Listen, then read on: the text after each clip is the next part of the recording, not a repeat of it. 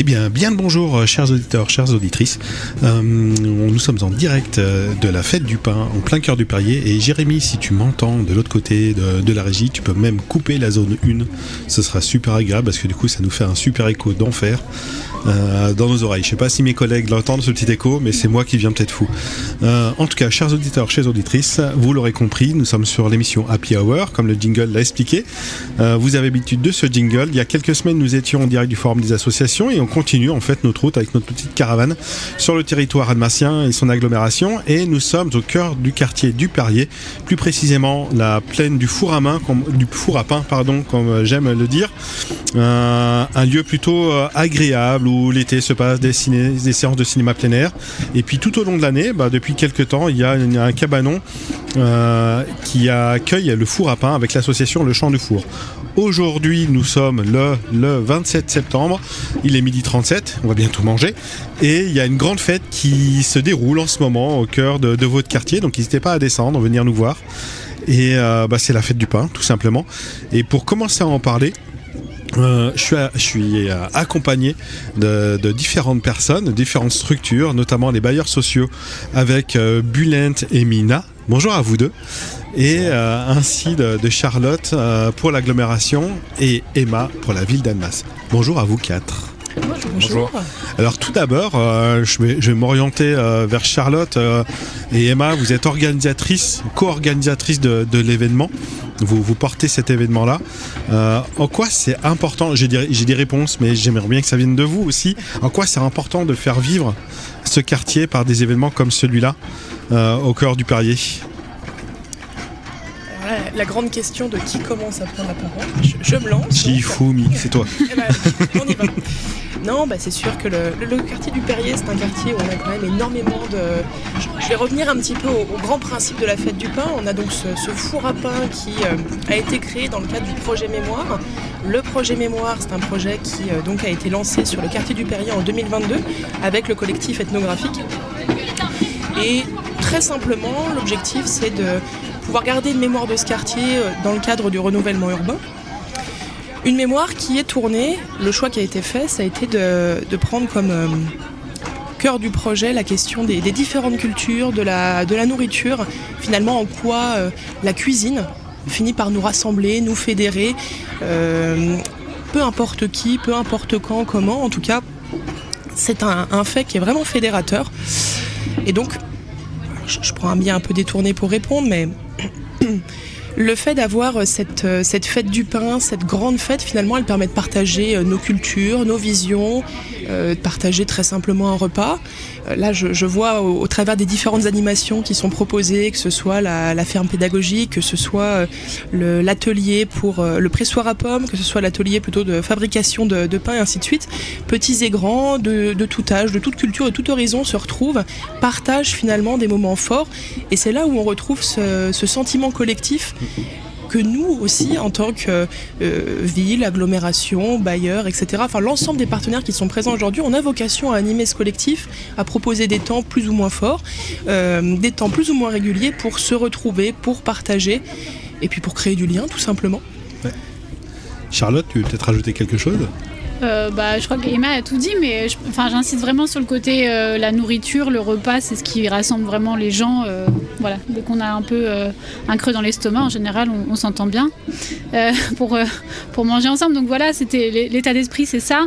Et je rappelle aussi qu'effectivement, c'était le collectif ethnographique en 2023 qui avait lancé ce projet de fête du pain pour gentiment amener le quartier vers la construction d'un four à pain collectif qui devait être construit en 2024, ça l'a été.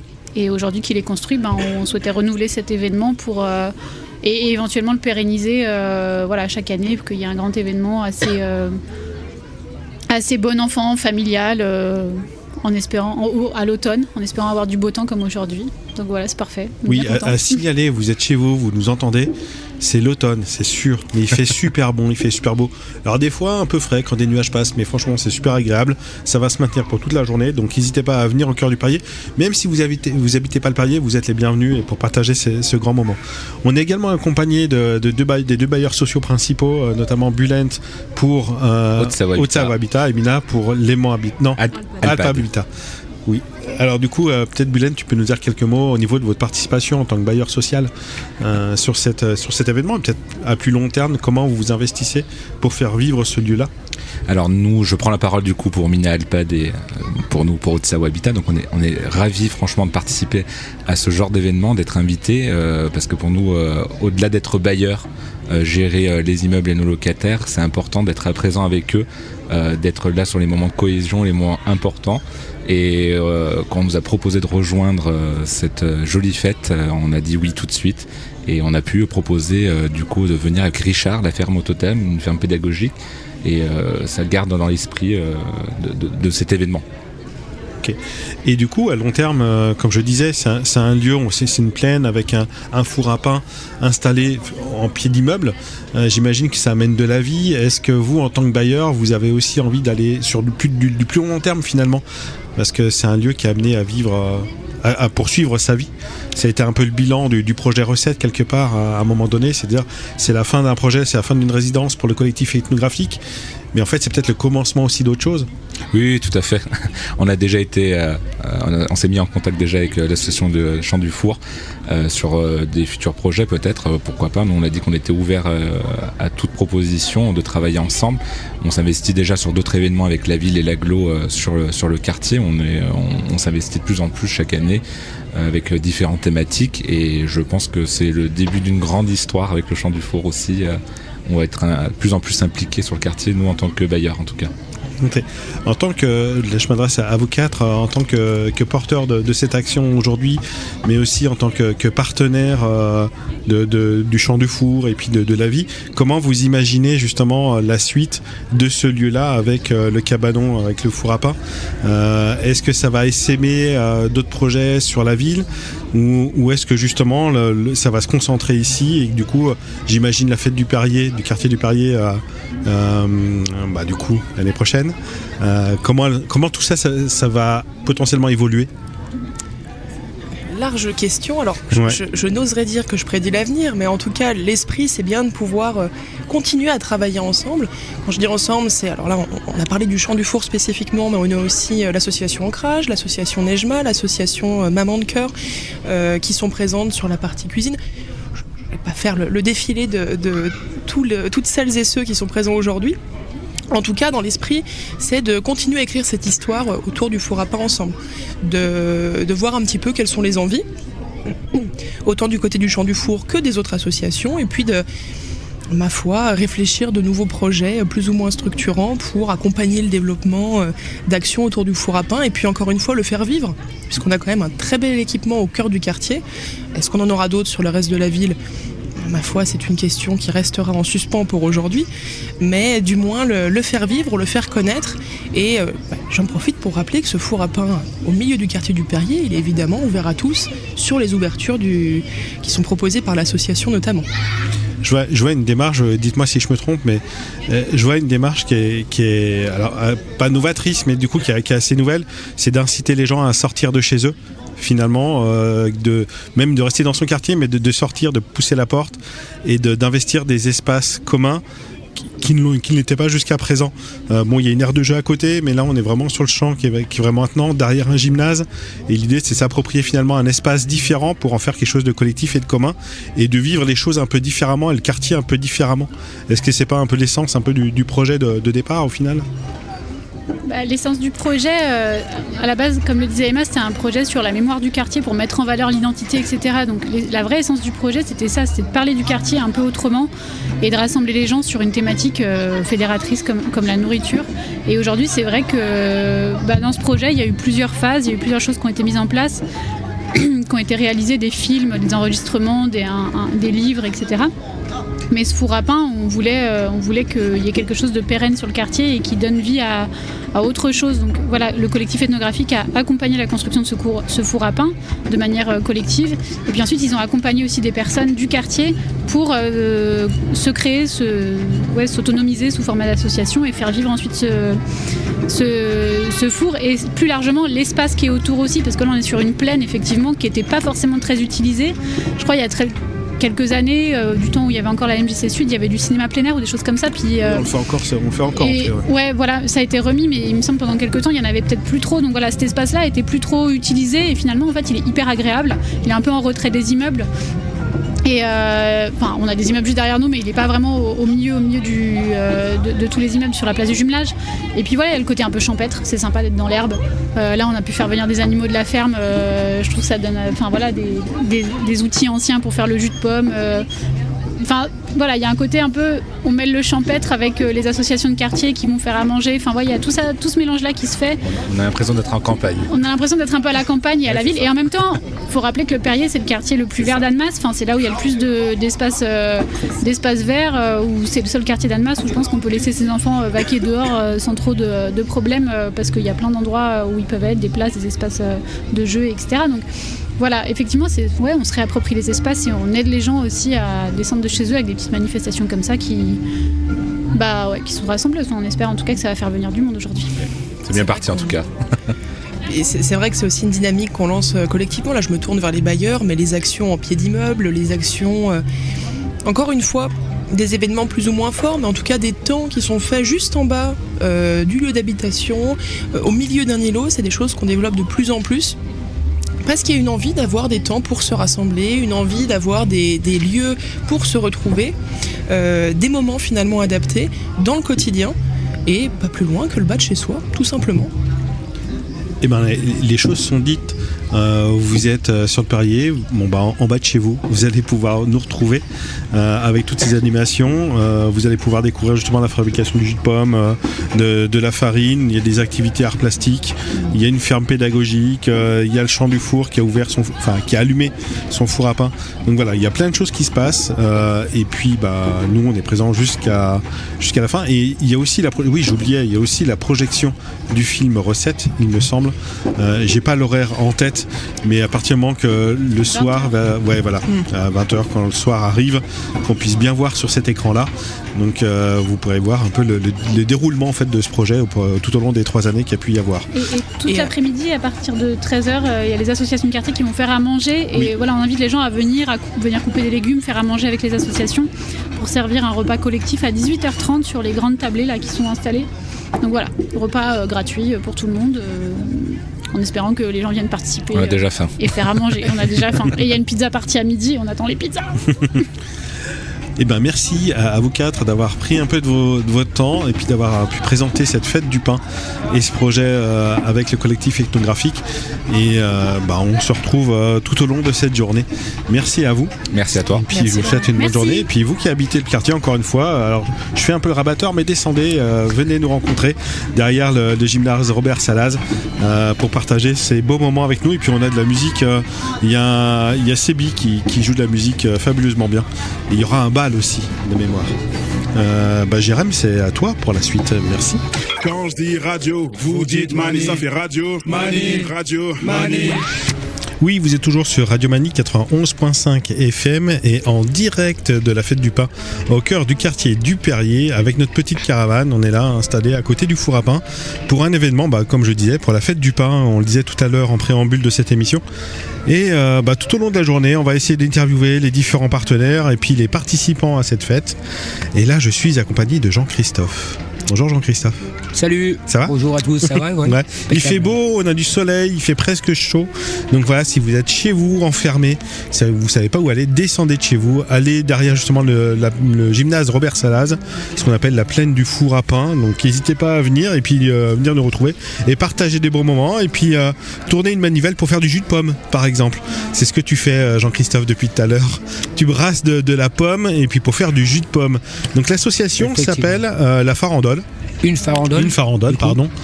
Et c'est une ferme associative qui est installée à Domancy. Alors voilà, donc du coup, l'association Une Farandole, notre point fort, c'est de proposer du coup des animations rurales. Ouais. Donc du coup, aujourd'hui, on est sur un four à pain mobile, fabrication du pain à l'ancienne au levain. Et moi, je m'occupe du coup de la fabrication du jus de pomme artisanal avec une râpe à l'ancienne et un pressoir traditionnel comme nos anciens pouvaient l'utiliser. Ok, j'ai une première question, mais c'est pas moi qui va la poser parce que j'y ai pas pensé. Okay. Et c'est une excellente question. Tu viens de parler d'objets anciens et du coup, je crois que je suis accompagné non seulement de Jean-Christophe, pardon, chers auditeurs, auditrices, mais je suis accompagné aussi d'un autre intervieweur, un apprenti intervieweur, on va dire. C'est quoi ton prénom? Shaim. Et parle bien devant le micro. Shaim. Shaim, donc tu avais une question à poser. Oui. Est-ce que tu peux lui poser justement? Pourquoi vous n'utilisez pas des objets électroniques? Alors je trouve que c'est une excellente question. L'idée c'est de pouvoir rester un peu dans le travail comme nos anciens travaillaient, dans la ruralité de nos campagnes, et de rester vraiment sur du matériel traditionnel. Ce qui me semble super important pour comprendre que finalement tout ça on peut le faire sans électronique, sans électricité. Nos anciens n'avaient pas l'électricité à la maison. Donc vraiment il y a cette idée là de rester dans du matériel traditionnel. Ok. Donc, ouais, c'est vrai que c'est important à dire parce que le côté traditionnel, ça amène aussi l'huile de coude, j'ai envie de dire, parce que tu te rends compte de la valeur du travail, la valeur d'un jus de pomme. Le jus de pomme, quand on va l'acheter au supermarché, quand il vient de grosses entreprises d'usines, on met le jus de pomme dans des machines et puis il y a le jus de pomme qui sort 10 mètres plus loin. Là, on se retrouve dans un pressoir, avec un manivelle, où il faut porter le seau, mettre les pommes dedans, et puis il faut tourner. Et finalement, c'est quelque chose qui marche bien, finalement, parce qu'il y avait la queue tout à l'heure pour tourner la manivelle. Et puis, à la fois les enfants, donc les petits, les grands, en fait, ils ont à la fois l'occasion de se rendre compte de comment on fabrique un jus de pomme. Donc, il faut juste des pommes. Et puis, il y a une machine qui broie tout ça. Et puis, on peut le déguster. Alors, il est excellent. Quel retour vous avez, justement, globalement, des gens, justement, qui participent, qui goûtent au jus de pomme Comment vous êtes accueillis justement sur ce genre d'événement, ici ou ailleurs? Les gens sont interactifs, les gens sont intéressés, de se dire mais waouh, il faut quand même 2 kilos de pommes pour faire 1 litre de jus, donc il faut travailler. Et effectivement, nos anciens, en fait, on travaillait tous en communauté, on était solidaires. C'était pas rare que les enfants arrivent de l'école et continuaient à donner la main aux parents sur le jus de pomme. On produisait 3000 litres ou 5000 litres de jus du coup à la saison. Et ce jus de pomme, on le buvait tout au long de l'hiver jusqu'au printemps quand on commençait les foins. Donc il y a vraiment une approche de solidarité et puis de travail ensemble, vraiment. Ouais. Il y a beaucoup d'enfants et j'imagine que quand ils viennent vers toi, quand ils participent, ils ont aussi des questions. C'est quoi les questions qui te marquent le plus, toi Waouh, mais ton jus de pomme, tiens, mais c'est pas le même d'Intermarché ou de Auchan ou de waouh, tu sais, il est exceptionnel son goût. Donc du coup, l'idée c'est d'expliquer qu'on mélange différentes variétés de pommes pour qu'on ait un peu vraiment tous les goûts, ce côté acidulé, ce côté sucré. On peut rajouter également des poires. Donc, du coup, j'utilise de la poire maude pour la fructose, le sucre naturel finalement du fruit. Et effectivement, le goût, il est que différent finalement. Ok. On va parler un peu aussi du coup de cette association et de la ferme associative que vous avez à Domancy. J'imagine que c'est un lieu de vie où plein de choses se passent tout au long de l'année. Vous ne faites pas que vous déplacer pour justement proposer soit le four à pain, soit le jus de pomme. Qu'est-ce que vous faites globalement sur cette ferme associative à Domancy? Donc du coup, nous, l'association Une Farandole, notre point fort, comme je le disais tout à l'heure, c'est de faire du coup de l'animation rurale. Et on est basé sur une ferme du coup qui est basée à Domancy, qui s'appelle la ferme associative du Pays du Mont-Blanc. On est la seule structure actuellement du coup en Haute-Savoie. Il y a d'autres structures qui sont développées en Drôme-Ardèche, mais vraiment en Haute-Savoie, on est vraiment la seule structure qui existe depuis 5 ans. On est propriétaire du lieu. Et l'idée, c'est de faire vivre ce lieu du coup sur lequel il y a différents agriculteurs. On n'a plus un agriculteur qui est propriétaire de la ferme, du coup c'est l'association qui est propriétaire de la ferme et qui donne la possibilité à plusieurs agriculteurs de pouvoir utiliser les lieux pour son activité agricole. Ok. Et donc j'imagine que vous avez tout le côté maraîchage. Maraîchage, on a un apiculteur, on a donc du coup une petite transformation de fruits, vente de plants au printemps, vente de graines. Moi-même, je m'occupe de faire des animations au jardin, du coup en lien avec le département dans le service insertion. Et dans mon activité également, je suis petit producteur de jus de pomme traditionnel. Okay. C'est important ce que vous venez de dire, vous avez une activité insertion, où vous accueillez du coup des personnes en réinsertion professionnelle, par le maraîchage, par... Alors plutôt dans mon cadre à moi, du coup sur les animations au jardin. Ouais. On est en partenariat du coup avec le département service insertion. Du coup, on est subventionné par le département pour que cette action au jardin puisse être menée et filer la main à des gens qui sont un peu isolés, qui sont dans différentes problématiques de la vie. Et ça leur donne la possibilité de sortir un peu de leur petit cocon, de pouvoir rencontrer des gens, de pouvoir bouger leur corps. On va être sur un jardin thérapeutique où on va se donner la main, on va partager, on va s'aimer surtout, et sans jugement pour une mixité sociale finalement. Et j'imagine que tous vos produits sont à vendre, tout ce qui sort, tout ce que vous produisez. Oui, alors sur la ferme pour tous, on organise du coup des marchés paysans tous les jeudis de 16h à 19h, sur lesquels il y a une vente de légumes au public. Moi-même, je fais du jus de pomme du coup sur le lieu, donc en jus de pomme frais. Nous avons aussi une autre association qui s'appelle donc du coup une AMAP, Association pour le maintien de l'agriculture paysanne. Ouais. Et cette AMAP permet de mettre en lien en fait les producteurs locaux avec le consommateur. On signe un espèce de contrat au début de saison et on se doit de venir chercher notre panier de légumes du coup tous les jeudis lors de la distribution à l'AMAP. Cool. Du coup, est-ce qu'on a fait le tour? Donc on a parlé des animations en extérieur. Si jamais les gens du coup se disent on a des organisateurs d'événements et ils ont dit j'aimerais bien les faire venir, où est-ce que je m'adresse, comment je les contacte? Donc c'est l'association Une Farandole. Est-ce que vous avez une page Facebook? On a une farandole. Une page Facebook, une farandole. Du coup, on essaie de faire passer aussi toutes nos activités par le lien du Facebook de la ferme pour tous. Et pour ceux qui veulent nous contacter, du coup, on a une adresse mail qui s'appelle du coup association une farandole à mes souvenirs @gmail.com. Je l'ai devant moi. Exactement. J'ai mon anti-sèche. Et on propose également du coup tout le long de la saison d'été de avril à octobre des rencarts au jardin qui se présentent tous les premiers samedis du mois et le troisième samedi du mois. Du coup, on va avoir des animations cette année. De mémoire, on avait comment feutrer de la laine de mouton, comment faire du coup la transformation de nos légumes en lactofermentation, le principe de conservation avec du sel, qui est une technique assez ancienne. Des animations en lien avec le jardin, préparer son jardin au printemps, que semer, les engrais verts plutôt sur l'automne, l'eau, comment utiliser l'eau, est-ce qu'on en met beaucoup, pas beaucoup, différents systèmes de paillage. Dans une agriculture naturelle, on peut dire. J'aime pas trop le terme permaculture parce que c'est vraiment un terme un peu à la mode. On arrive un peu sur l'arboriculture, mais on va plutôt parler d'agriculture naturelle, sans intrants, différents types de paillage, de la tonte, feuilles mortes, du broyat, et essayer de garder un maximum du coup l'humidité au sol. On utilise également de la laine de mouton, qui elle, quand elle va se décomposer, en fait, elle va amener de l'azote à la terre, ce qui est l'élément essentiel pour une plante. Voilà, on va plutôt travailler sur des techniques comme ça. Ok. Avant de nous quitter, je crois que j'ai mes jeunes apprentis reporters qui ont potentiellement des questions. T'avais une nouvelle question ou pas? Ouais? Pas du tout. Oui, vas-y. Alors dis ton prénom et parle bien devant le micro, s'il te plaît. Ton prénom c'est? Annès. Annès. Et donc t'avais une question. Vas-y. En fait, est-ce que c'est un peu fatigant de faire ça, le jus de pomme à la main, ou vous devez être plusieurs? Alors tu me regardes moi, j'ai envie de dire c'est super fatigant, mais comme je l'ai pas fait, que je suis un feignant, il n'y a que Jean-Christophe qui va pouvoir te répondre. C'est une très bonne question. L'idée c'est qu'on soit plusieurs, parce que nos anciens ils bossaient pas tout seuls. Donc du coup l'idée, plus on est plusieurs, moins on est fatigué, puis il y a une espèce d'esprit d'équipe qui se met en place.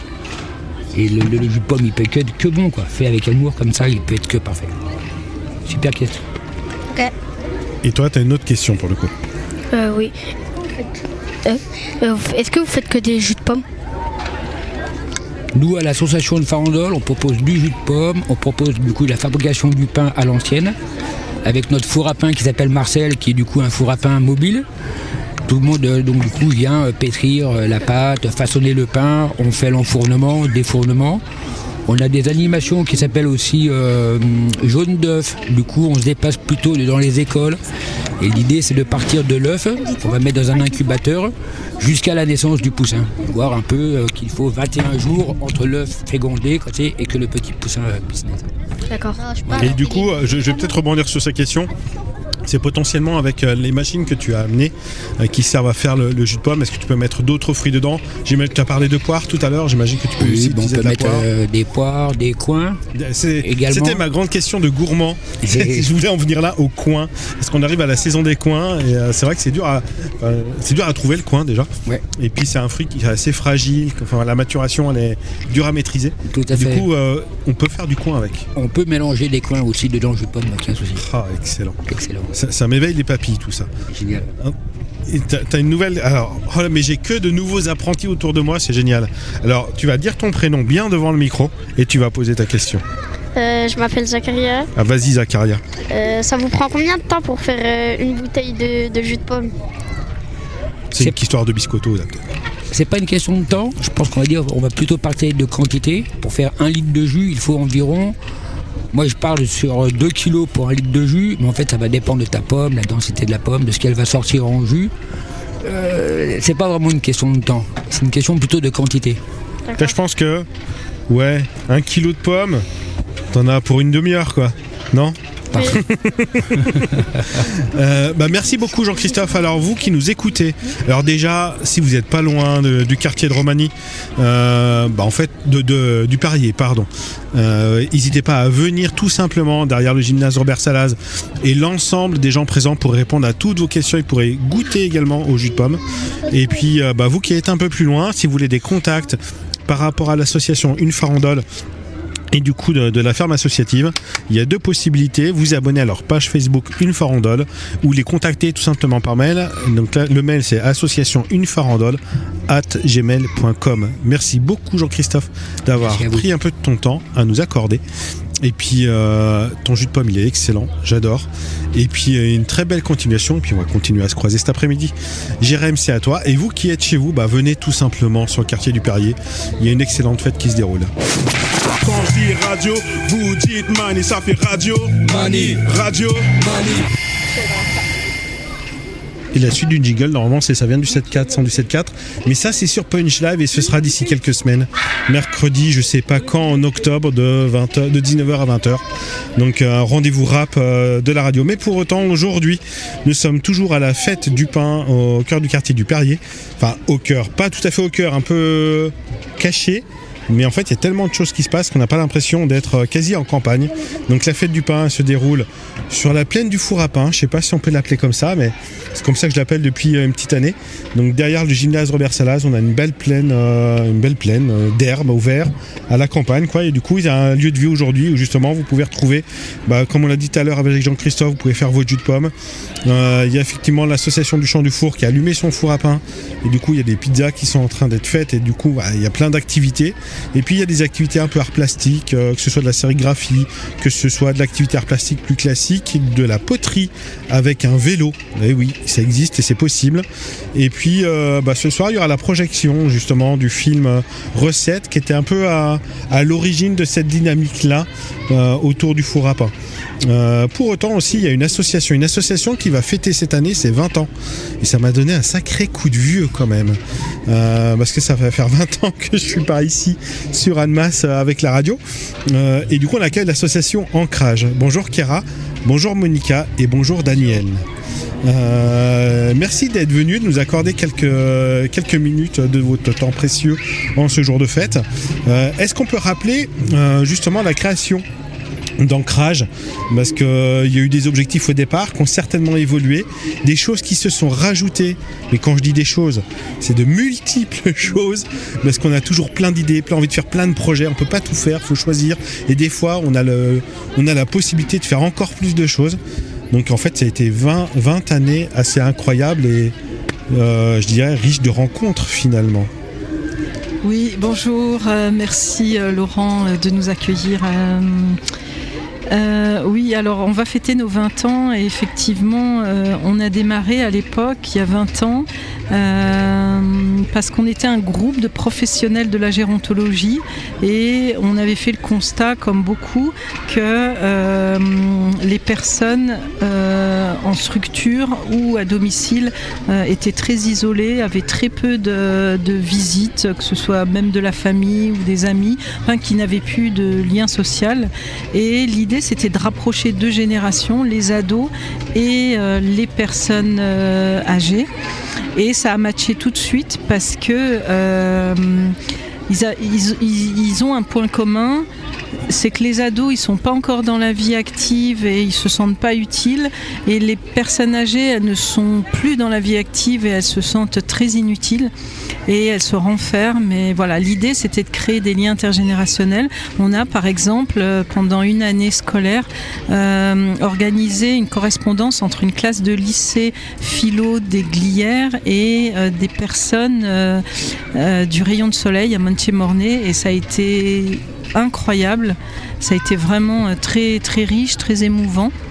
Et puis notre objectif, c'était aussi de créer des ponts entre les structures qui accueillent ces personnes âgées et l'extérieur. Et on venait à la MJC du centre quand il y avait les jours de ludothèque et les gens jouaient ensemble. Et voilà. Et à force de côtoyer ces deux publics-là, on s'est aperçu qu'en fait, il y avait beaucoup de personnes qui étaient en grande précarité et qu'on n'entendait jamais, en fait. Des jeunes, encore aujourd'hui, beaucoup de jeunes qui souffrent d'isolement et de précarité, et des personnes âgées qui ont une très petite retraite et qui vivent clairement dans la précarité. Et c'est à ce moment-là, à leur côté, qu'on a décidé de démarrer de la distribution alimentaire. On a commencé tout petit. On était à la MJC à l'époque, on nous prêtait un local. Sur l'ancien bâtiment de Romani. Exactement. Ça date. Exactement. Et puis petit à petit, on a aujourd'hui 16 familles et personnes qui bénéficient de paniers de légumes bio chaque semaine. Et ça nous permet aussi, nous, de soutenir l'agriculture paysanne et de permettre la dignité alimentaire de toutes ces familles. Donc chouette projet, enfin chouette démarrage. Et maintenant, enfin, quand on vous suit sur les réseaux, puis dans le cadre de réunions, que ce soit jeunesse, que ce soit politique de la ville et tout ça, il se passe pas un temps où j'entends pas ancrage en fait. Et c'est vrai, j'entends des ateliers philo. Donc il y a eu des ateliers philo dans la rue avec des enfants. Donc déjà atelier philo, enfants dans la rue. Je me dis c'est incroyable. Il y a du monde et du coup comment on se vit ces moments-là avec des enfants. J'en ai un à ma droite et en fait la caravane est pleine d'enfants. Comment on arrive à justement parler philo avec des enfants qui sont pas forcément initiés à ça, mais en fait ils ont des choses à dire, ils ont un paquet de choses à dire, ils sont aussi observateurs du même monde dans lequel on vit. Donc je pense qu'ils sont capables de poser des constats et ils ont leur opinion. Et du coup, comment on arrive à justement à faire parler, à faire débattre? Alors oui, donc les ateliers philo de rue, en fait, moi j'ai été formée aux ateliers philo pour enfants, et quand je suis revenue de ma formation il y a à peu près 10 ans, je me suis dit j'avais pas trop envie de rentrer dans le milieu scolaire puisqu'il y a déjà des enseignants qui pratiquaient cette activité avec les enfants, et moi de notre local on voyait tous les enfants qui étaient dehors, quoi. Donc on s'est dit c'est la philo qui va aller vers eux, et on a démarré des ateliers philo de rue. L'idée, c'est pas de donner des leçons de philo. L'idée, c'est de permettre aux enfants de s'exprimer et surtout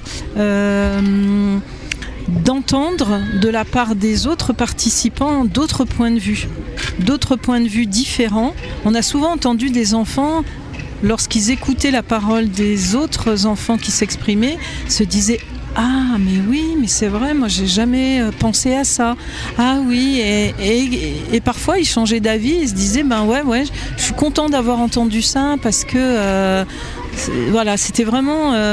Puis à la fois on trouvait des réponses collectives à une question bien particulière. C'est quoi le bonheur, par exemple? et on arrivait à la fin à trouver une définition commune, et ça c'était vraiment chouette. Donc l'atelier philo de rue, il était au début, on s'est dit est-ce que ça va fonctionner, et en fait à partir du moment où nous on va vers les enfants et on leur pose ces questions, ils trouvent ça déjà incroyable qu'on leur pose ce type de questions. Ils se disent ni nos parents ni nos maîtres ou nos maîtresses ou nos profs nous ont posé ces questions-là. C'est quoi le bonheur? Est-ce que c'est bien de mentir? Est-ce que c'est bien l'école? C'est quoi l'amitié?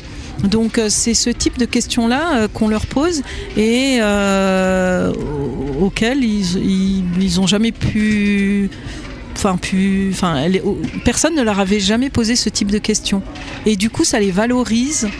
On a vu beaucoup d'enfants en échec scolaire qui, comme les arts plastiques par exemple ou le sport, ils trouvaient vraiment un moyen de s'exprimer. Et ça permettait aux autres de changer leur regard par rapport à cet enfant-là, qui était peut-être turbulent, qui avait des difficultés scolaires. Et quand il s'exprime, les autres disent « Ah oui, il a dit ça. Ah, mais quand même, il était valorisé aux yeux de ses camarades. » Et ça, c'est vraiment important. Et puis, il y a des enfants qui disaient aussi « Ce soir, je vais poser la question à mes parents. » Voir qu'est-ce qu'ils vont répondre. Donc c'est vraiment très important de permettre aux enfants de s'exprimer sur ces thématiques-là très importantes. Et quand on leur dit c'est quoi la philo, personne n'arrive à répondre, mais on arrive à leur dire quand même que c'est... On parle de la vie, on se pose des questions sur la vie, et ce qui est bien, c'est qu'il n'y a pas de bonne ni de mauvaise réponse, que c'est pas noté, et que les enfants peuvent s'exprimer comme ils veulent ou pas s'exprimer du tout. Ils peuvent juste être là aussi pour écouter leurs camarades, et au moment où ils se sentent bien à l'aise pour exprimer ce qu'ils ressentent eux, ils peuvent le faire. Mais voilà, il faut vraiment mettre un cadre de confiance, et le cadre il est tellement bien fait que les enfants adhèrent tout de suite. La moquerie n'existe pas, et ils sont vraiment valorisés. Ils sont vraiment valorisés dans ce qu'ils pensent, ce qu'ils disent. Et pour nous, animateurs d'ateliers philo, c'est très dur parce que il faut qu'on s'adapte déjà à plusieurs tranches d'âge dans la rue, puisque quand on fait ça, par exemple au sein d'une école ou du périscolaire, on a des tranches d'âge bien définies. Par contre, dans la rue, on a toutes les tranches d'âge, on a des fratries, donc voilà, il faut qu'on s'adapte et c'est très bien. Et voilà, les sujets qui sont abordés, ils sont très très importants, très très importants. Eux-mêmes proposent des sujets à aborder et on les prépare pour la fois d'après, mais ils sont en demande de s'exprimer sur ce type de questionnement sur la vie plus globalement. Finalement, est-ce que c'est un prétexte directement ou indirectement à laisser la place de l'enfant, enfin donner l'importance de la parole de l'enfant sur un espace commun, une place qu'ils n'ont pas peut-être aujourd'hui finalement, ou pas assez, oui. Et de se dire l'enfant il a son opinion, et du coup il a des choses à dire, il observe des choses, il faut lui laisser justement cette part de parole qui peut saisir par ce genre d'atelier finalement. Tout à fait. D'ailleurs ils n'osent pas prendre la parole au début. Mais l'adulte finalement il est là pour brider. Exactement, on leur pose jamais ce type de questions, et alors que moi je leur dis mais vous pouvez avoir un avis sur tout finalement, et puis vous pouvez aussi faire des choix même au sein de votre famille, je sais pas, quand on repeint votre chambre, vous avez le droit de choisir la couleur, enfin bon bref, mais en tout cas ça leur donne une grande confiance en eux, et une grande confiance en eux sur des sujets qui ne pensaient jamais être en capacité de répondre, et toutes les réponses elles sont acceptables. Et quand il y a quelque chose qui est exprimé, c'est pas à l'animateur de dire si c'est bien ou c'est pas bien, c'est à tout le groupe de dire tu peux pas dire ça, ou pourquoi t'as dit ça, ou qu'est-ce qui te fait dire ça. Et ensuite c'est l'enfant s'exprime et le débat est ouvert après, et c'est ça qui est intéressant, c'est que l'enfant il s'exprime, mais il doit aussi trouver des arguments pour la compréhension de ce qu'il veut dire auprès de ses camarades. Donc on a les distributions alimentaires, on a la philo de rue. Donc là on a déjà 2 pans importants. Oui. Et puis il y a des ateliers que vous menez au sein de votre local qui se trouve sur le quartier du Perrier. Oui. D'ailleurs. Oui. J'ai pas l'adresse de tête. 9 avenue du Léman. 9 avenue du Léman. Et donc il y a des ateliers cuisine notamment. Oui. Alors l'atelier pâtisserie à Ancrage, c'est très fort. Ça fait des années qu'on le met en place. On touche à la fois les ados et les enfants, puisqu'on avait fait le constat, comme beaucoup de monde, que par exemple les enfants au goûter avaient des chips ou des boissons sucrées, et on a proposé cet atelier pour dire qu'en fait on peut faire des gâteaux à la maison assez simples, qu'on peut emporter au goûter ou goûter à la maison, mais des choses saines en fait. Et c'était une façon aussi pour eux de dire on en emmène un peu à la maison, on ramène la fiche recette à la maison, puis on peut en refaire avec les parents. Donc tout ça pour toujours remettre au centre l'alimentation, la dignité alimentaire, et ça permet vraiment aux enfants de faire la différence sur des choix alimentaires qu'ils peuvent faire avec leurs parents. Et puis pour des budgets justement où il y a des foyers qui n'ont pas beaucoup de budget, clairement, qui sont dans une précarité, tu l'as dit tout à l'heure, et que c'est pas parce qu'on est dans une précarité qu'on doit justement avoir recours à toute forme de soda ou des je veux pas dire de marque, mais en tout cas des barres chocolatées qui sont ultra sucrées, avec des mauvaises graisses finalement. Tout à fait. Et c'est la solution de facilité, malheureusement. Bien sûr. Mais du coup, si on prend le temps de cuisiner, déjà c'est un moment de partage en famille ou entre amis ou dans un cadre plutôt agréable, et du coup de se retrouver avec effectivement des goûters qui sont plutôt sains, qui n'ont pas des tonnes de sucre dedans. Oui, et, tout à fait. on peut mettre du fruit à la place. Il y a plein de solutions, quoi. Un jour, on avait proposé, pour changer des pâtisseries, on s'était dit on va faire un petit repas, des pizzas, et puis les jeunes ils nous ont dit ah oui, mais alors on va les acheter où? Mais je dis non, mais on va pas les acheter, on va les faire. On va prendre de l'eau, de la farine. Voilà, on a fait la pâte. On a pris plein de légumes, plein d'herbes, et puis on les a décorés. Et après, en boisson, on a fait une fontaine avec des morceaux de fruits, des épices. Et tout le monde a mangé. C'était super sain et super simple à faire, quoi.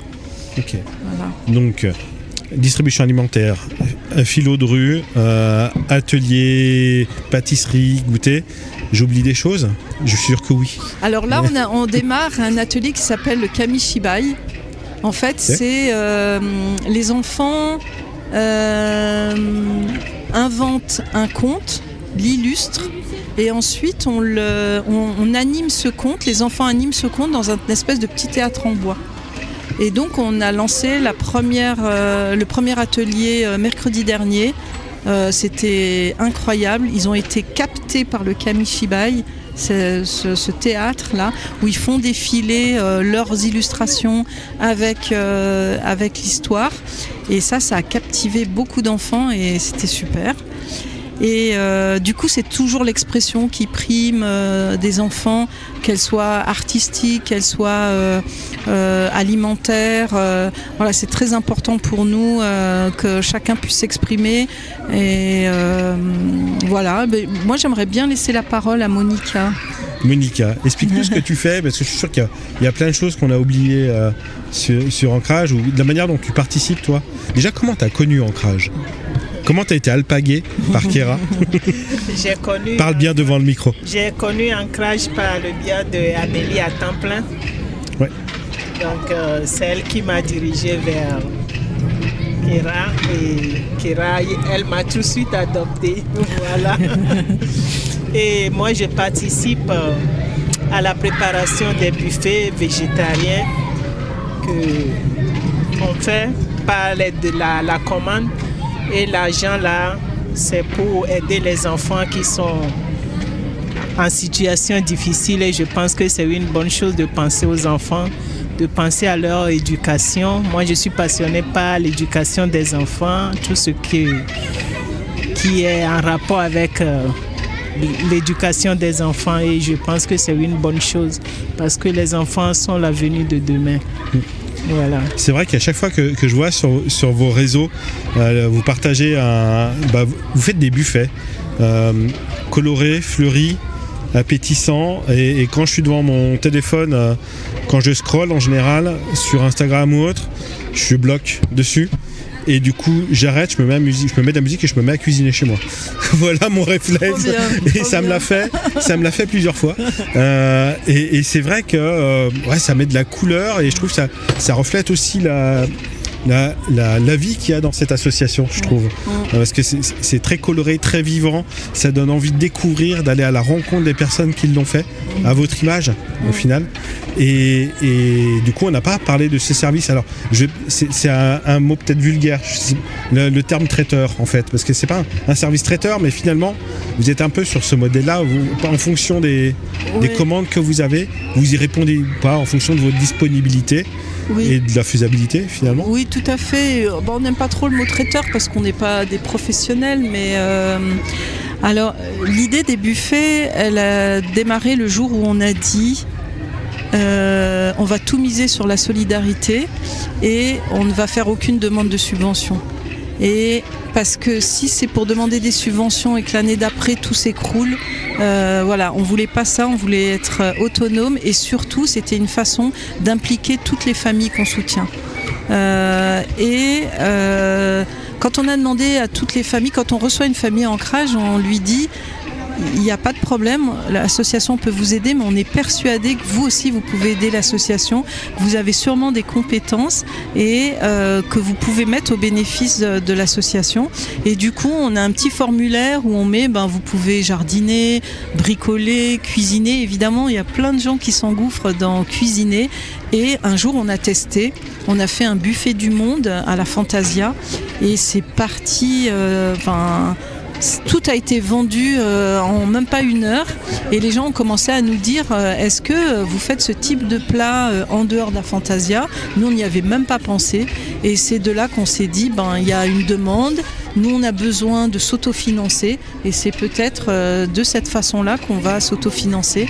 Et aujourd'hui, effectivement, on a beaucoup de commandes. On en refuse même parce qu'on n'est jamais que des bénévoles, mais on s'éclate tous à faire ce type de buffet, chacun avec ses spécialités. Ceux qui savent pas cuisiner ou qui aiment pas cuisiner, il y a plein d'autres choses à faire. Ils épluchent les légumes. Voilà, ils épluchent les légumes, ils préparent de la déco.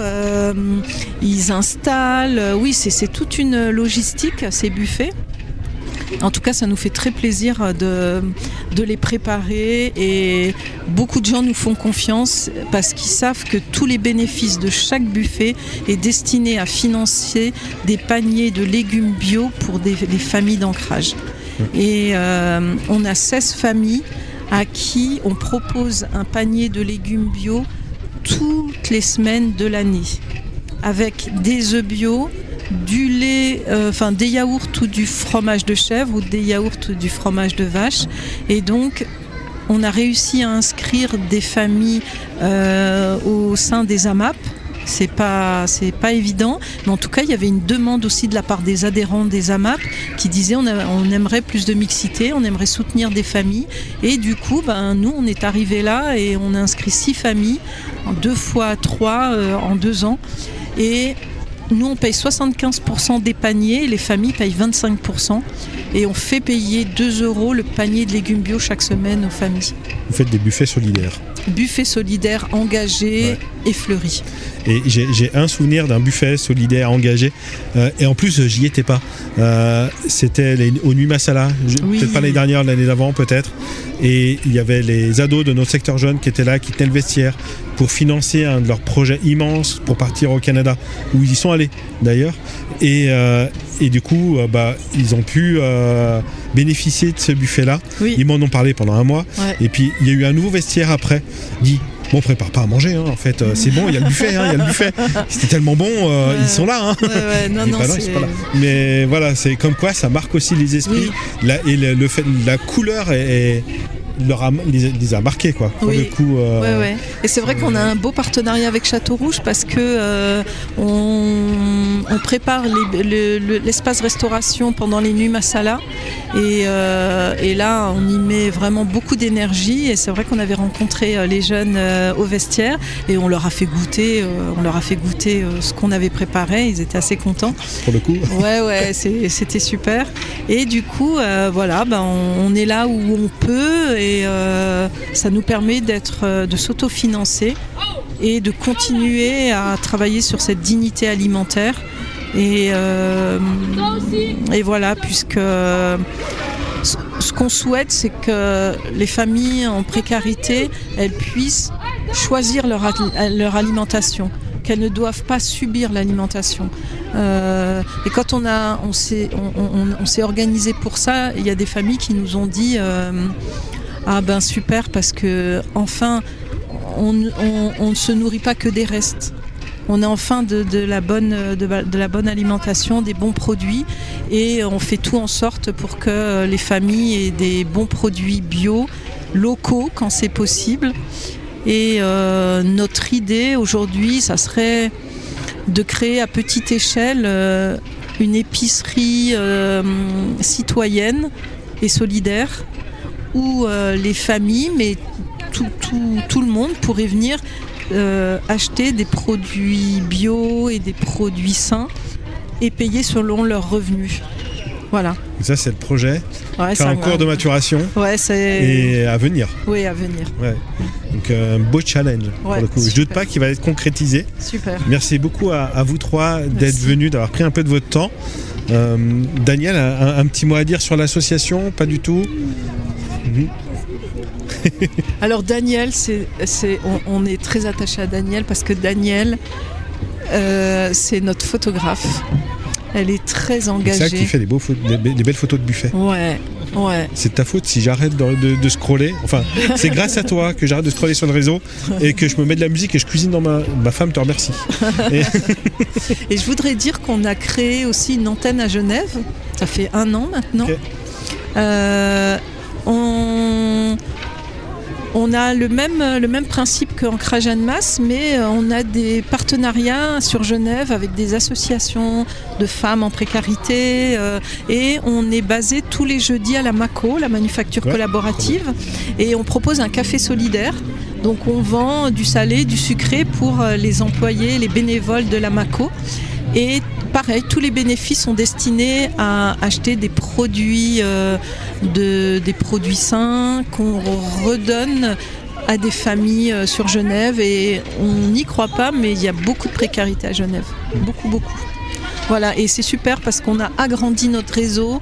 Maintenant, on est sur le Grand Genève et à Genève, il se passe plein de choses.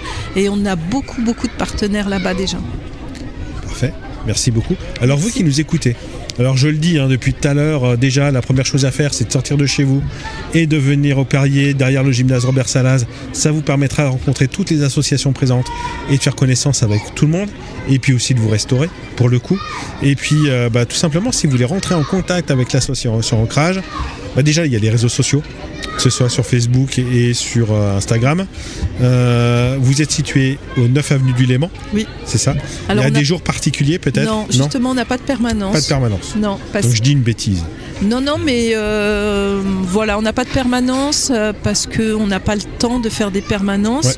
Ouais. Et en fait, l'idée c'est qu'on nous contacte via les réseaux sociaux et puis après on rencontre les gens, peu importe leur demande. Voilà, si les gens veulent être bénévoles, ils sont les bienvenus. Si les gens sont en difficulté, ils sont aussi les bienvenus. Et il y a un numéro de téléphone sur la page Facebook, ils peuvent nous appeler. Puis on rencontre de façon individuelle chaque personne et on les inclut soit dans les activités, soit en tant que membre et en tant que bénévole. Merci beaucoup Kira. Merci Laurent. Merci à vous trois d'avoir pris votre temps. Et puis on se recroise au courant de la journée. Et puis vu qu'ils nous écoutaient, encore une fois, venez sur place. Ce sera carrément tellement plus simple pour tout le monde. On va échanger. Et Jérémy, je te laisse les mains sur la programmation. Et puis on se dit dans quelques minutes, on va peut-être avoir un berger urbain à interviewer. Oui. Merci. Quand je dis radio, vous dites Mani, ça fait radio. Mani, radio, Mani. Ça vient du 7 4 117K. Ça vient du 7 4 117K. Ça vient du 7 4 117K. Ça vient du 7 4 117K. Donc il y a bien le 7-4 du 7-4. Merci Jérémy. On est toujours sur la fête du pain. Donc on vient de se quitter il y a 3 minutes. On enchaîne avec une nouvelle interview. J'ai dit qu'il y avait un berger urbain qui était là parce que oui, ce matin quand on installait la caravane en plein milieu du Perrier, j'entendais des moutons. Je pensais que j'étais fou, j'étais pas réveillé, parce que déjà chez moi il y avait des moutons et en fait j'ai tourné les têtes, j'ai bien vu des moutons au plein cœur du Perrier et c'est grâce à Richard. Bonjour Richard. Bonjour à tous. J'avais envie de te poser plein de questions et je me suis fait sucrer ces questions d'une force. Je pense que je vais partir en retraite parce qu'il y a la relève qui arrive à côté, il y a des jeunes qui ont plein de questions pour toi. En tout cas, il y en a au moins 2. Et alors, dis ton prénom bien devant le micro. Je m'appelle Noé. Noé. Et tu avais une première question, Noé. Je te laisse poser ta question à Richard. Comment faites-vous pour que les animaux essayent pas de s'échapper ? Bonne question. Alors, je mets des barrières déjà. C'est la première chose que je fais quand j'arrive dans un site. Et les animaux, ils sont habitués aux barrières, mais il y a certains qui peuvent s'enfuir. Comme quels animaux ? Comme une certaine chèvre qui a tendance à partir. Ça vous est déjà arrivé que vous avez perdu quelques chèvres ? Non. Moi, j'ai que 2 chèvres, 3 moutons, du coup ça va. J'arrive à les compter et puis j'arrive à garder tout le monde. Et tu avais une première question tout à l'heure. Alors, je vais la poser, mais peut-être que tu l'as oubliée, mais c'était la tienne. Richard, tu fais quoi exactement ? Parce que je t'ai dit berger urbain, ça consiste en quoi ? Alors, je ne suis pas berger urbain, j'ai créé une ferme pédagogique itinérante. C'est-à-dire que j'ai créé une basse-cour, donc on a des poules, des canards, des lapins, des oies, des dindons, et des moutons et des chèvres, et en fait, je me déplace. Alors que ça peut être dans des grands événements comme ici, en tout public. Je peux aller dans des maternelles, des crèches, des EHPAD. Je me déplace partout. Voilà.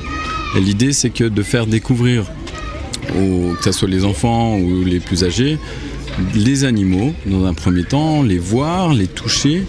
Et après, toutes les questions sont possibles et je leur explique le maximum que je peux, en fait. En fait, l'idée, c'est d'amener des animaux un peu de nature dans des milieux en fait, où on n'attend pas forcément, j'imagine. Et du coup, d'échanger. En fait, c'est le prétexte à l'échange et la découverte de l'animal, quoi. C'est ça, c'est de recréer un univers de paysans d'antan. Qu'on avait tous à une époque, on avait des grands-pères ou des grands-mères, des oncles, des tantes, où on habitait à la campagne. Et du coup, on pouvait justement côtoyer ces animaux-là, d'être au plus près d'eux. Et en fait, tous ces petits paysans ont quasiment tous disparu. Et maintenant, on n'a que des élevages, que de vaches ou que de moutons. Et c'est un peu plus compliqué de les approcher. Et moi, l'idée, c'est que j'ai des animaux qui ont été domestiqués. C'est-à-dire qu'on peut les approcher, ils ont l'habitude du public. Je les déplace partout, ils ont l'habitude d'être déplacés aussi. Et c'est de pouvoir les approcher, de leur donner à manger, de les caresser. Et avoir une petite parenthèse rurale dans un monde qui bouge à 100 à l'heure. Et c'est important, je pense. Voilà. Alors tu dis que tu les déplaces partout. Il y avait une autre question du jeune homme en face de moi. Rapproche-toi bien du micro, tu dis donc prénom, tu t'appelles ? Yanis. Yanis. Tu avais une question par rapport au fait qu'il se déplace partout. Tout à l'heure, tu t'en rappelles de la question ? Tu peux lui poser, du coup. Comment vous faites pour transporter les animaux ? Alors j'ai un camion. Que j'ai aménagé qui fait bétaillère, c'est-à-dire que je peux faire rentrer mes moutons et mes chèvres. Et j'ai des caisses de transport où je mets toutes les petites volailles, les lapins, etc. Et tout est aménagé pour transporter tout ce qui est matériel, barrière ou filet. Et comme ça, je peux m'implanter, que ça soit là dans un terrain sur du gazon, je peux même mettre sur du bitume ou autre en plein centre-ville. Ça, c'est déjà fait. Ok. Et quel est ton parcours du coup? Parce que j'ai envie de dire, est-ce que tu as toujours été avec les animaux? Est-ce que tu étais informaticien avant? Et que du coup tu as eu une reconversion? Un déclic. Ouais, voilà. Et c'est quoi ton parcours pour en arriver à dire allez, je vais faire une ferme pédagogique itinérante?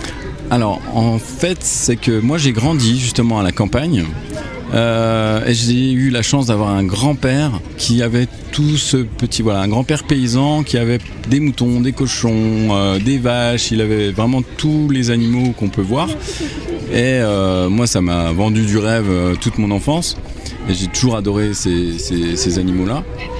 Et derrière, j'ai vu que j'étais une génération où on nous disait si tu fais paysan, tu vas mourir dans la rue parce qu'il n'y a pas d'argent. J'ai fait autre chose. Du coup, j'ai travaillé dans la restauration pendant presque 10 ans. Après, je suis devenu éducateur pendant 10 ans. Un jour, j'ai un copain qui a, pareil, une ferme itinérante. J'ai travaillé avec lui et puis du coup il m'a dit vas-y monte ta ferme parce que tu peux le faire et puis lui est plutôt basé sur Grenoble et Valence. Moi je suis à Chambéry et du coup je l'ai monté à Chambéry, je me déplace en Savoie, Haute-Savoie, un peu partout. Ok. Mon voisin de droite avait une question. T'avais une question, je me suis pas trompé? Vas-y, je te laisse te poser. Et toi aussi t'en as une après, c'est ça? Alors d'abord toi, vas-y. Alors, qu'est-ce qui se passe si votre camion tombe en panne alors que vous avez des animaux dedans? Le piège absolu. Ça s'appelle de la malchance. C'est une très très bonne question. Ça m'est jamais arrivé. Je touche du bois et voilà. Le bâton. Du bâton ou du bois, voilà. Et j'appelle les secours. La dépanneuse. J'appelle les pompiers, je sais pas. Ouais, parce que je pense que les moutons, il n'y a pas d'attelage pour pouvoir tirer après. Non, c'est trop compliqué. C'est pas possible. Je te laisse au voisin d'à côté. Vas-y, dis ton prénom parce que je me rappelle plus, je suis désolé. Chaïm. Chaïm. Et moi j'ai deux questions. De un, tout à l'heure vous avez dit qu'en quoi les animaux ils s'échappent pas, mais tout à l'heure une chèvre noire s'est échappée. Oui. 2 fois d'affilée. Le piège. Exactement. La coquine. Et je l'ai dit aussi j'avais un animal en particulier qui s'échappait. Et cette chèvre noire notamment s'échappe tout le temps. Du coup je l'emmène pas tout le temps, mais là c'était un grand événement et je l'ai emmenée et je savais très bien qu'elle allait s'échapper. C'est pour ça que j'avais toujours une corde avec moi et du coup j'ai pu l'attacher. Et t'as une deuxième question? Oui. Est-ce que vous avez une ferme en dehors de votre camion? Est-ce qu'il y a un lieu fixe? Oui. En fait, ouais. Alors j'ai un lieu fixe, mais je peux pas accueillir de public. C'est-à-dire que j'ai pas la capacité. Voilà. Et l'idée c'est que plus tard, dans un avenir, c'est de pouvoir accueillir du public, parce que j'ai énormément de demandes, mais je veux faire les choses bien. Et voilà, j'appelle d'ailleurs s'il y a une mairie qui du côté de Chambéry. Du côté de Chambéry, Annecy, peu importe, moi je suis prêt à bouger la Savoie, Haute-Savoie, et de m'installer en fixe, et d'accueillir du public. Voilà, je sais comment je veux faire avec j'ai déjà toutes les idées en tête et il n'y a plus qu'à en fait. Ok. Excusez-moi, j'ai une dernière question. C'est-à-dire avec la corde vous faites du lasso comme un cow-boy pour l'attraper la chèvre? Non. J'ai pas besoin. Après ma chèvre, quand elle s'enfuit, elle va aller manger pas très loin en fait. L'idée c'est que elle veut manger les noisetiers qui étaient à côté. Du coup je la récupère en noisetier et puis elle a toujours un collier. Du coup je la récupère avec son collier. Okay. Ah ok. Et le voisin d'en face, il m'a dit il avait une question. Parle bien devant le micro. Comment vous faites pour... Est-ce que vous êtes à côté d'une forêt? Oui, je suis à côté d'une forêt. Du coup, j'ai pas que... Oui, j'ai des... Alors, je sais où tu veux en venir. C'est que il peut avoir des renards, il peut avoir des... C'est ça que tu voulais savoir? Ouais. Des loups. Je peux avoir des attaques de renards, de loups, même de lynx. J'ai eu une attaque de lynx l'hiver dernier. Alors il a essayé de manger une de mes oies et je suis arrivé à temps et il est parti, il a disparu, j'ai juste vu les yeux les yeux brillants, et il est parti, voilà, comme un lynx. C'est un bel animal, très discret et très bon chasseur. Voilà. Les lynx. Mais du coup, j'ai tout mon poulailler électrifié. Du coup, il y a des barrières électriques, et du coup, maintenant, il vient plus. Si on veut te retrouver, si les personnes qui nous écoutent disent bien, j'aimerais échanger avec ce monsieur pour le faire venir sur mon événement sur la maison de retraite où il y a ma grand-mère ou dans l'école de mes enfants. Alors, comment on peut te contacter ? J'ai un site internet, c'est la ferme au totem, voilà, lafermeautotem.com, je crois. Et vous, voilà, il y a la fiche contact. Donc la ferme au totem au pluriel, AUXTOMS. Et j'ai mon adresse mail, c'est fermeautotem@gmail.com. Parfait.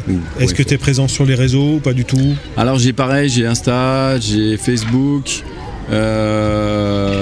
J'essaye d'être présent, voilà, sur mais je suis pas très fort là-dedans, c'est pas trop mon truc. Mais les gens peuvent potentiellement te contacter. Voilà, sur Insta, il y a pas de souci. Sur WhatsApp, voilà. Une dernière question peut-être. Vas-y. Est-ce que ça arrive des fois que vous mangez quelques poulets ?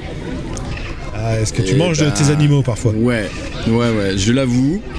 C'est que, en fait, l'idée c'est que j'ai une production, mais qui est familiale.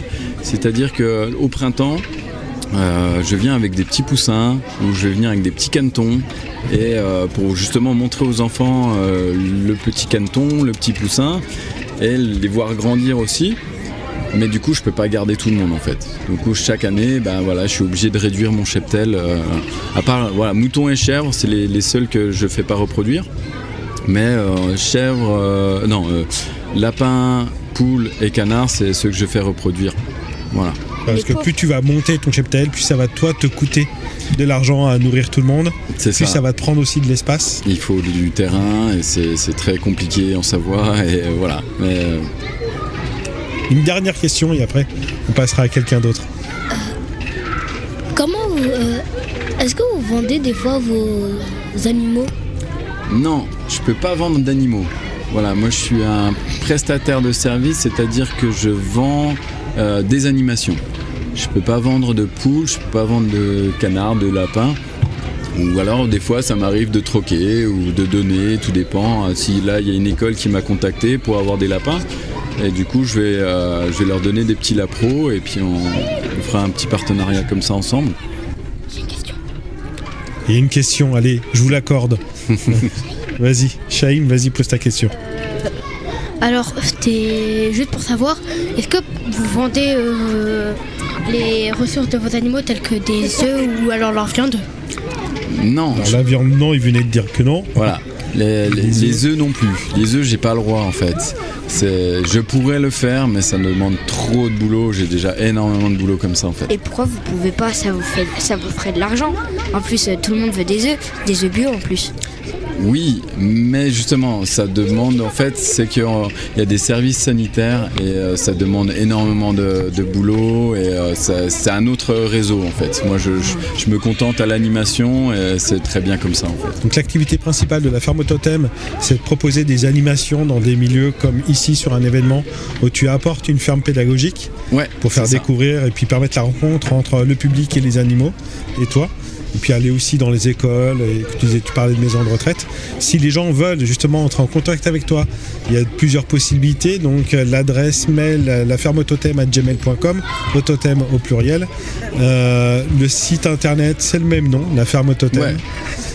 Et puis les réseaux sociaux, la ferme au totem, quoi, c'est ça, sur Instagram ou Facebook. Exactement. Parfait. Et je fais de la médiation animale aussi. Ok, très bien. Donc la médiation animale, c'est différent, c'est en petit comité, c'est à l'intérieur et avec des poules et des lapins, voilà. Okay. Donc c'est pas le gros poulailler, pas les moutons, tout ça. Merci beaucoup Richard. Merci à vous d'avoir accepté l'interview. C'est Shaim en plus qui est allé te chercher pour cette interview-là. Merci à Shaim. Et puis merci à vous trois les jeunes d'avoir posé vos questions. C'était cool. Et puis Richard, je te souhaite une belle continuation. Puis une belle fin de journée sur la fête du pain. Merci Radio Mani. Au revoir. Au revoir. Quand je dis radio, vous dites Mani, ça fait radio. Mani. Radio. Mani.